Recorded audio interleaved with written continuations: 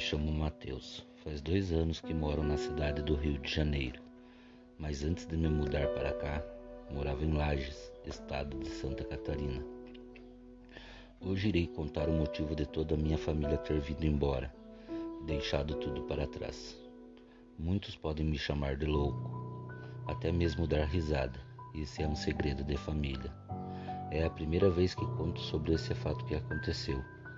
Minha família tinha uma pequena fazenda um pouco retirada da cidade. Meu pai era um trabalhador rural e tinha uma criação de gado leiteiro, e daí vinha sustento da família.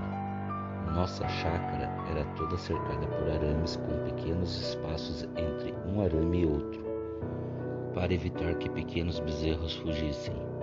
A casa não era nova, mas era bem grande, uma casa mista.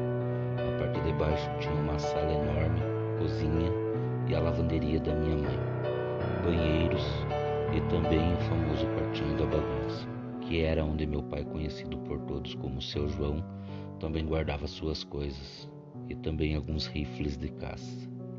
E na parte de cima da casa tinha 3 quartos. Um dos quartos era meu, outro de meus pais e outro para as visitas. Nesse mesmo espaço de terra morava o caseiro da chácara, com a sua mulher e seu filho, que tinha a mesma idade que eu. Eu chamava o caseiro de tio Beto, pois fazia muito tempo que ele trabalhava na fazenda de meu pai, e ele ajudava meu pai a cuidar do gado e na manutenção de algumas máquinas.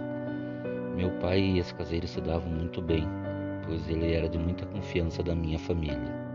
A cada 2 meses eu, meu pai e o caseiro reuníamos as tralhas de caça e nos embrenhávamos na mata, sempre no fim de tarde com a intenção de abater alguns javalis e fazermos um bom assado no próximo dia.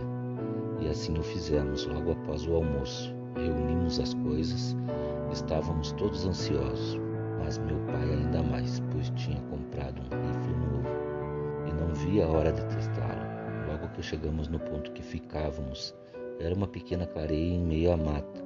Notamos que algo não estava certo. Nós sempre colocávamos restos de comida, farelo e grãos em um ponto da clareira. Isso servia como ceva para atrair os animais. Tínhamos costume de cada um subir em uma árvore e ficarmos esperando que a caça viesse se alimentar. Mas aquela noite, no momento em que tínhamos acabado de chegar no local, algo não nos agradou. Em vez de tudo que tínhamos deixado lá para sovar a área, tinha um bezerro novo do rebanho de meu pai, completamente destruído. A cabeça estava separada do corpo e o animal estava com a sua barriga aberta. O que quer que tivesse feito aquilo se alimentou das entranhas daquele bezerro. Aí ouvi o Beto, nosso caseiro, conversando com meu pai. Ele falava que aquilo não poderia ser obra de nenhum animal que vivesse naquela mata, que o que fez aquilo com o bezerro veio de longe e que não era coisa boa. Meu pai falou que o corpo do bezerro ainda estava quente e por esse motivo o que o matou poderia estar por perto. Subimos nas árvores e ficamos bem quietos. Se aquilo voltasse, iríamos meter chumbo. Cada um de nós carregava um apito de madeira, caso ouvíssemos algum barulho, e também para não espantar a caça. Usávamos o apito para nos comunicar. A mata estava quieta. Nenhum pássaro nem animal fazia barulho. Isso não era bom. Quando de repente meu pai assoprou baixinho seu apito. Olhamos para ele e ele apontava mais ao longe, onde já era mais descampado. E mesmo estando longe, conseguimos ver a silhueta de uma criatura muito grande. Apesar de estar muito longe de nós, não tinha nada que impedisse meu pai de dar um tiro naquilo. E assim ele fez. O tiro ecoou na mata e acertou aquela coisa. O grito que aquela coisa soltou ecoou por toda a mata. Naquele momento nos assustamos, pois vimos aquela coisa ficar em pé, como uma pessoa, e acabou correndo em direção à nossa fazenda, que não ficava muito longe dali. Nos apressamos em descer das árvores. Voltamos o caminho para sair da mata e, para o nosso azar, fomos cada um com um cavalo, que acredito que conseguiram se soltar no momento do tiro. Apuramos os passos e no meio do caminho encontramos um dos animais, caído, estava morto, totalmente dilacerado. Meu pai, vendo aquilo, começou a falar para corrermos. Nossa família estava em perigo. Finalmente chegamos na fazenda. A porteira estava destruída no chão. Corremos até a porta da casa e meu pai chamou por minha mãe, que abriu a porta rapidamente. Entramos. Tanto minha mãe, a esposa e o filho do caseiro estavam em nossa casa. Minha mãe contou tudo o que havia acontecido ao meu pai. E ela falou que aquela coisa tinha ido em direção ao cercado dos bezerros. Da janela do quarto do meu pai, não dava para ver o cercado, mas da lavanderia da minha mãe dava. Como meu pai já tinha atirado naquela coisa, carregou o rifle novamente e, com a luz dos fundos apagada, abrimos a porta bem devagar e caminhamos em direção ao cercado. Olhamos tudo e não vimos nada, mas quando voltamos a olhar a porta dos fundos, aquela coisa estava escondida, bem no canto da casa, nos olhando. Nesse momento, aquela coisa deu um grito muito alto e veio em nossa direção. Abrimos fogo contra aquilo e acertamos, mas aquilo não caiu. Correu para a mata nos fundos de casa. Aquilo gritava e berrava no meio da mata. Sabíamos que aquilo iria voltar. Aí decidimos ficar de tocaia dentro de casa, todos na sala. Sabíamos que se aquilo conseguisse entrar, era o nosso fim.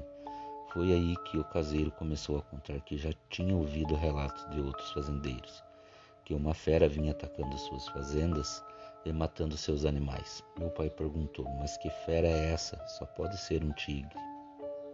Não, isso não é um tigre.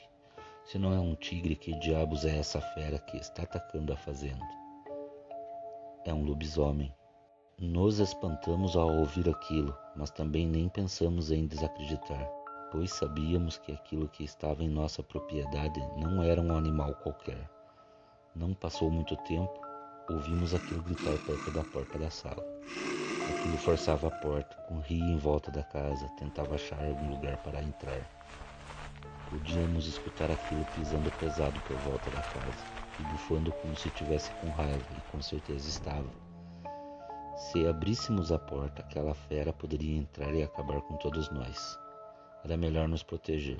Aquela coisa, vendo que não teria como entrar na casa, voltou para o cercado dos bezerros.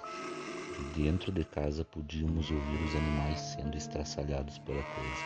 Meu pai, que sempre cuidou dos animais com muito amor, começou a chorar por ouvir seus animais berrando, pois estavam sendo mortos pelaquela fera.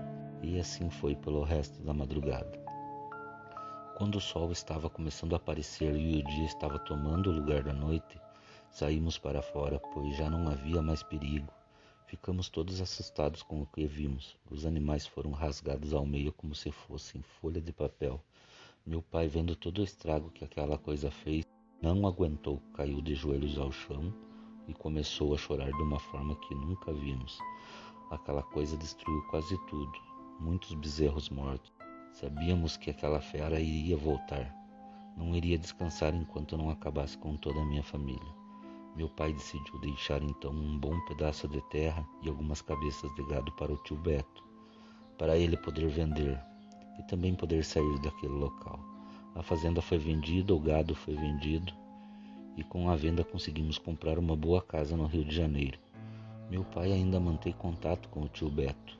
Não sabemos o que ele fez das terras e o gado que o meu pai deu para ele, mas às vezes pegamos meu pai tarde da noite sentado no sofá da sala, quase sempre está com os olhos úmidos e pensando.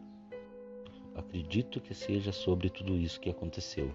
Conhecendo bem meu pai, um homem que foi criado no campo de personalidade forte e que não leva desaforo para casa, acho que ele ainda vai querer voltar para lá, para resolver tudo isso. Espero que não.